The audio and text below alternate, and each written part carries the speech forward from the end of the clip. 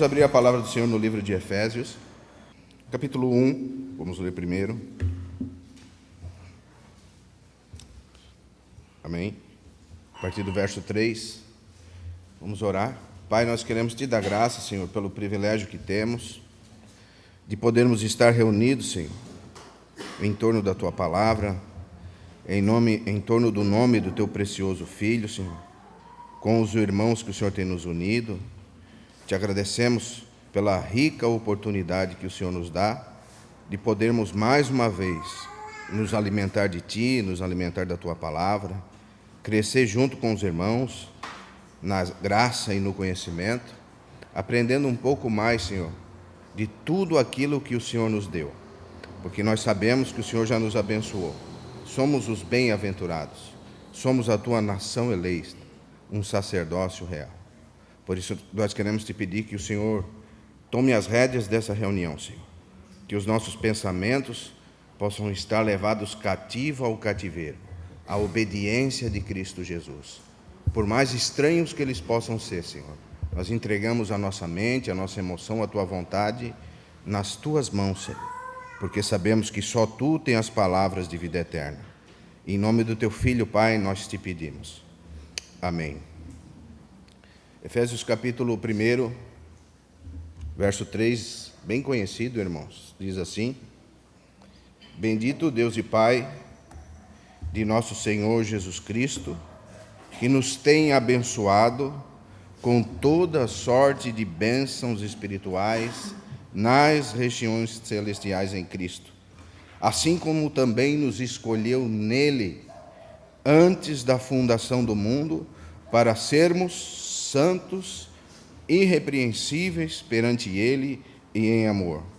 Nos predestinou para Ele, para a adoção de filhos, por meio de Jesus Cristo, segundo o beneplácito da sua vontade, para o louvor da glória da sua graça, que Ele nos concedeu gratuitamente no amado, no qual temos a remissão,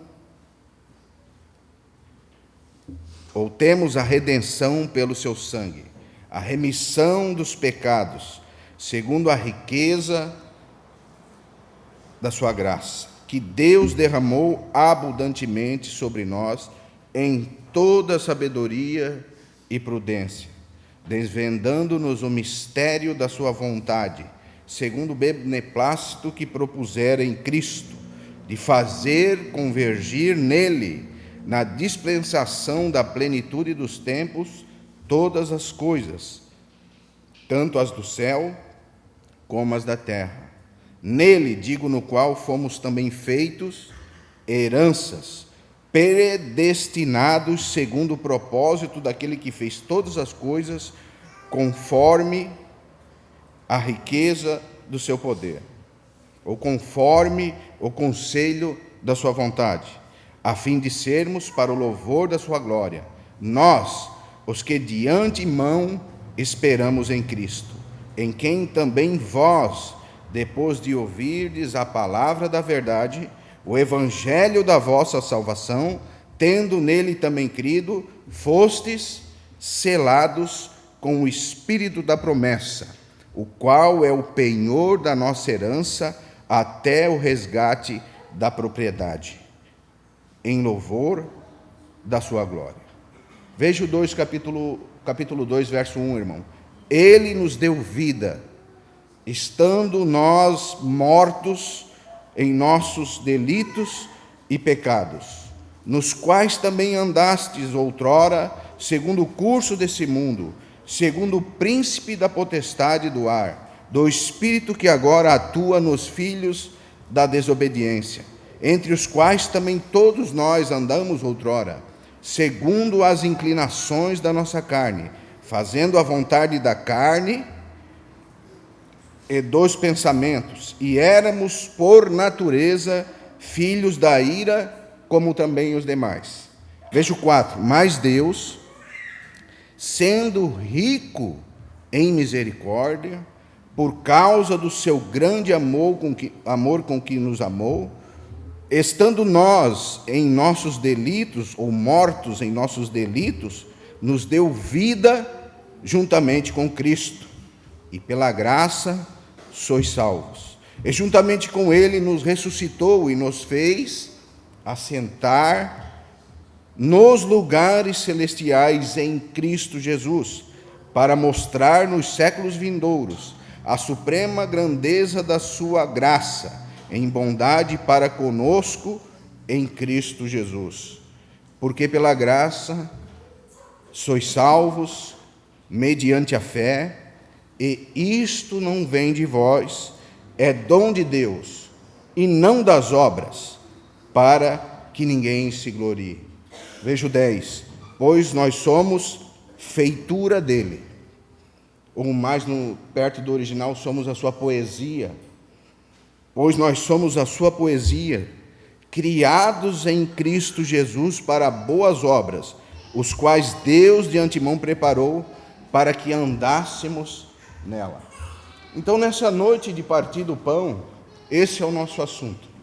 Nós precisamos realmente saber quem nós somos em Cristo Jesus. Porque muitas vezes nós andamos segundo as inclinações das nossas carnes ainda. Nós pensamos que, de alguma maneira, nós podemos nos afastar do Senhor por causa dos nossos pecados, por causa dos nossos delitos. Mas nós lemos aqui no capítulo 2, verso 8, que nós somos salvos, e essa salvação vem da fé, que é um dom de Deus, e as nossas obras não querem dizer nada sobre essa salvação. Ou nós não nos apontam se somos salvos ou não, porque a salvação não vem de obras, mas é um dom de Deus. Foi Deus que nos estendeu a mão quando nós éramos ainda pecadores. Veja o verso 1 do capítulo 2. Ele nos deu vida, estando nós mortos em nossos delitos e pecado. Foi uma escolha do Senhor. Você vê que no capítulo 1, verso 3, ele diz: bendito Deus e Pai de nosso Senhor Jesus Cristo, que nos tem abençoado com toda a sorte de bênçãos espirituais nas regiões celestiais em Cristo. Também Ele nos elegeu nele, antes da fundação do mundo, para que nós fôssemos santos e irrepreensíveis. Então, nós estamos aqui, é por mérito algum nosso, João? Nós podemos fazer alguma coisa para estar aqui? De maneira nenhuma. Nós só estamos aqui porque o Senhor é rico em misericórdia, e a sua misericórdia de alguma maneira nos alcançou, e nos alcançou de uma maneira tão alta que nos colocou agora assentados nas regiões celestiais em Cristo. Por isso a vida espiritual é tão importante nós podermos entender o que é o espiritual, porque na realidade nós estamos juntos assentados aqui num galpão, que muitos chamam de igreja, o lugar que reúne. Nós sabemos que a igreja somos nós. É onde o povo de Deus se reúne, ali está reunido a igreja. Porque o Senhor mesmo disse: onde estiverem 2 ou 3 reunidos, ali eu estou. Então não importa o lugar, importa onde está o povo de Deus. Mas realmente nós estamos assentados agora aqui. Mas se nós abrirmos os nossos olhos espirituais e olharmos para a eternidade, nós vamos entender o que o apóstolo está dizendo aqui, que nós estamos assentados nos lugares celestiais em Cristo Jesus. Porque ele já nos dá essa certeza que nós estamos lá. Nós estamos aqui e estamos lá ao mesmo tempo. Como assim? Porque nós somos o corpo de Cristo, esse organismo vivo. E é através do corpo de Cristo que ele delega a bênção para a humanidade. Porém, com tantas distrações, com tantas heresias, hoje a grande maioria do povo de Deus não consegue entender o que é realmente a igreja. Quando você fala que você se reúne num lugar que não tem uma placa, que não tem uma denominação, as pessoas já estranham. Porque o cotidiano, o que se tornou correto, como diz o irmão Carson, a morte da verdade, quando a verdade morre, qualquer verdade ela é subjetiva, qualquer verdade emplaca. Hoje nós temos tantos falsos mestres, que eles têm aparência de boa obra, Paulo diz que são ministros de Satanás, que ainda que desça um anjo de luz, em Gálatas capítulo 1, e pregue um outro evangelho, que não seja o que ele pregou, seja esse evangelho maldito. Por quê? Porque ele sabia da importância que nós tínhamos para Cristo. E aqui a unidade da igreja tem essa importância para o Senhor. Por isso nós precisamos entender de uma vez por todas, que o Senhor quer mais uma vez nos lembrar que nós temos a remissão de pecados, não é pelo nosso esforço, mas é pelo sangue de Cristo. E a reunião de partir do pão é um dogma da igreja. Nós estamos acostumados a colocar essa palavra dogma como uma palavra ruim, né? Porque lembramos do catolicismo e tantos dogmas. Mas a igreja tem alguns dogmas. São coisas que não podem deixar de ser praticadas. Se você estudar a história da igreja, domingo após domingo, os irmãos se reuniam para o partir do pão. Porque o Senhor mesmo disse: fazei isto em memória de mim, todas as vezes que vos reunir. Por quê? Porque nós precisamos ser lembrados, Jaime, que os nossos pecados são perdoados, não por mérito nosso, mas por mérito do sangue de Cristo. E hoje nós somos unidos, não por qualquer preço, mas nós somos unidos no laço do Calvário. Existiu um que pagou todo o nosso pecado. Sabe aquele pecado mais encoberto que nós temos, que só nós sabemos? Até esse pecado o Senhor já pagou por nós na cruz do Calvário. E nós precisamos ser lembrados agora que Ele já nos abençoou com toda sorte de bênçãos espirituais nas regiões celestiais. Por isso que Paulo fala no capítulo 8 de Romanos: se Deus é por nós, irmão, quem será contra nós? Quem vai poder acusar os escolhidos de Deus, se é Ele mesmo que os santifica? Precisamos aprender isso. Nós somos santificados por Cristo. E quanto mais nós aprendermos isso, que é Cristo sendo gerado em mim e você, no coletivo da igreja, quanto mais nós aprendemos que Cristo vai crescendo em nós, mais nós vamos deixar as nossas dificuldades, mais nós vamos deixar os nossos pecados e vamos ir crescendo para Cristo, crescendo na graça, crescendo no conhecimento. E tudo aquilo que nós temos deixado ou fazendo, que tem abandonado a fé, nós vamos deixando de lado. Por quê? Porque nós precisamos escutar as verdades que são essenciais. E essa é uma verdade essencial, que Cristo é o que nós precisamos ter em mente. Nós precisamos botar essa couraça da justiça, ou nos cingirmos com a verdade. O que é se cingir com a verdade? É ter a verdade dentro de si, é se preparar com a verdade. E o que é a verdade? A verdade é exatamente isso, irmãos, que Cristo, Ele deu a sua vida por nós, para que hoje nós pudéssemos estar aqui. E nós não poderíamos ter feito nada para que hoje nós pudéssemos estar aqui, porque os nossos pecados, sim, fazem separação entre nós e Deus. Mas Deus foi tão riquíssimo em misericórdia para conosco, que Ele deu o seu único Filho. Por isso que diz, Ele nos abençoou com toda sorte de bênçãos espirituais nas regiões celestiais. Deus nos deu o melhor que Ele tinha. Quando nós entendermos que Deus nos deu o melhor que Ele tinha, nós vamos parar de pedir as nossas picuinhas para Deus. Porque se realmente eu entendi que o Senhor já me abençoou, que o Senhor já me fez me assentar com Cristo nas regiões celestiais, que Ele me tirou de um império das trevas e me transportou para um reino do Filho do seu amor. E no capítulo 2 ele vai dizer ainda que agora nós não somos mais forasteiros e peregrinos, mas nós somos agora concidadãos dos céus. Nossa, eu vejo tantas pessoas desempenhando uma grande força, um grande dinheiro, para ser um cidadão dos Estados Unidos, ou um cidadão europeu, ou um cidadão italiano. Nossa, os irmãos, às vezes passam anos juntando documentos e fazendo aquele esforço. Nossa, eu quero ser quero ter uma dupla cidadania, eu quero ter uma cidadania italiana, europeia, seja a cidadania que for. E agora você olha, você em Cristo Jesus é um concidadão do céu, irmão. Não existe uma cidadania tão importante do que você ser um cidadão do céu. E foi isso que o Senhor conquistou por nós.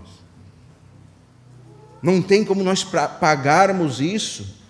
Você entende? Não tem obra que vai poder justificar isso por nós. Não tem o que nós fazermos agora por tudo isso que o Senhor fez por nós.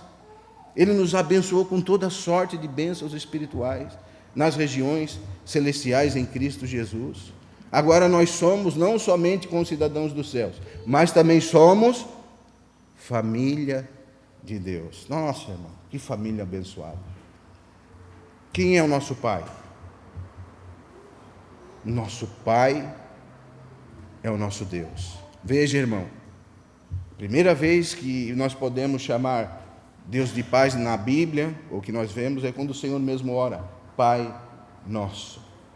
Porque então o Pai era só dele. Mas porque ele morreu na cruz e se entregou por nós, hoje nós temos um Pai, e um Pai de amor, que nos amou quando nós éramos ainda pecadores. Nós às vezes pensamos, né? Nossa, aquela pessoa é tão boa, só falta ela se converter. Que erro teológico, né? Paulo, no capítulo 3 de Romanos, encerra todos debaixo do pecado. Não existe nenhum justo, nenhum sequer. Todos se tornaram inúteis. O pecado contaminou toda a humanidade. Mas Deus, em sua infinita misericórdia, resolveu nos resgatar de um império de trevas e nos transportou, não somente agora para o céu, não somos somente agora cidadãos do céu, mas agora nós somos família de Deus. E é isso que nós temos em Cristo Jesus. Nós somos uma grande família por causa do sacrifício de Cristo. E Cristo, Ele deixou explícito na sua palavra isso, que é por causa disso que nós precisamos partir o pão. Por quê? Porque nós precisamos nos lembrar disso. Porque o ser humano é esquecido disso. E nossa, hoje você vê tantas heresias, tantas coisas estranhas. Você vê irmãos partindo o pão com pizza e Coca-Cola, porque não entenderam, não estudaram, e por ignorância correm atrás de erros terríveis, desconsiderando algo tão espiritual como este. Quando você olha para o vinho, você tem que lembrar que foi vertido um sangue para que hoje eu e você pudéssemos estar aqui. Quando você vê uma pessoa morrendo, irmão, você tem que lembrar que aquela morte, aquela doença é o resultado do pecado. Mas quando você olha para o sangue de Cristo, você precisa ver vida nele, restauradora, libertadora, que nos faz de seres mortais a seres eternos com Cristo. Porque nós, agora, em Cristo Jesus, já estamos assentados nas regiões celestiais com Ele. E isso precisa encher o nosso coração de alegria. Porque esse é o fundamento da fé. E muitas vezes, em muitos lugares, os irmãos partem o pão sem nenhuma consciência disso. Por isso que Paulo diz que aquele que comer o pão e beber do cálice indignamente é réu do corpo e do sangue. Por quê? Ele não entende o que nós estamos fazendo hoje. Ele precisa entender. E se nós não entendermos, nós vamos ser como os religiosos, né? Vou olhar para o Marcelo e vou dizer assim, Marcelo, eu sei que tu pecou. Hoje eu não vou deixar você partir o pão, porque você pecou. Mas eu que sou o impecador, eu que sou o imperador mor, eu que sou o fariseu da nossa época, vou partir o pão e vou selecionar alguns irmãos aqui que vão partir o pão, mas o Marcelo não vai partir, porque ele pecou. Que espiritualidade! Ai daquele que se julga apto para partir o pão e desqualificar o outro, porque todos nós pecamos. E é exatamente isso que o Senhor quer nos mostrar, que se não fosse o sangue e se não fosse o corpo dele, não teria vez para nós, irmãos. Nós estaríamos condenados com o mundo. Amém? João capítulo 5, verso 24 diz assim: porque Deus amou o mundo de tal maneira que deu o seu único Filho, para todo aquele que nele crê, não morra, mas tenha a vida eterna. Mas quem não crê, já está condenado. Nós cremos em Cristo, cremos que Cristo é o nosso Salvador. Você crê realmente que o sangue de Cristo pode te limpar de todo pecado? Você crê que a morte de Cristo nos fez ser aptos para sermos concidadãos do céu? E na ressurreição dele, ele nos fez nos assentar nas regiões celestiais com Cristo? Você crê nisso?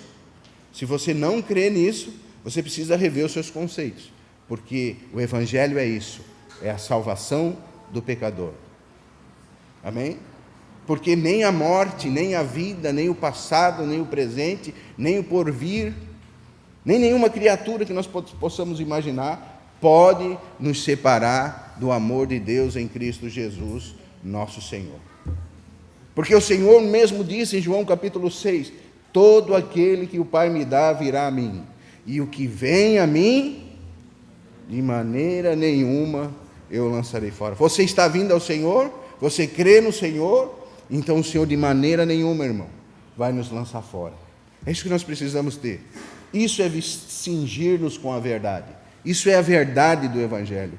Qualquer outra verdade que é pregada é mentira. Hoje existem tantas verdades, mas a verdade é esta. O Senhor mesmo disse que Ele veio para dar a sua vida por muitos. E Ele deu a sua vida por mim e por você. E é por isso que nós estamos aqui. Amém? Vamos nos colocar de pé, irmãos?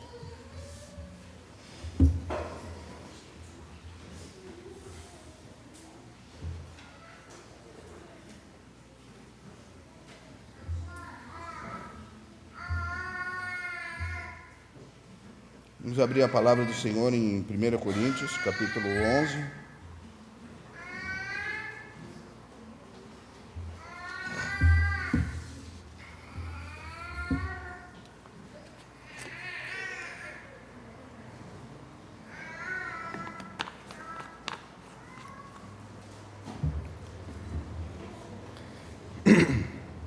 A palavra de Deus diz assim: porque eu recebi do Senhor o que também vos entreguei, que o Senhor Jesus, na noite em que foi traído, tomou o pão e, tendo dado graças, o partiu e disse: isto é o meu corpo, que é dado por vós.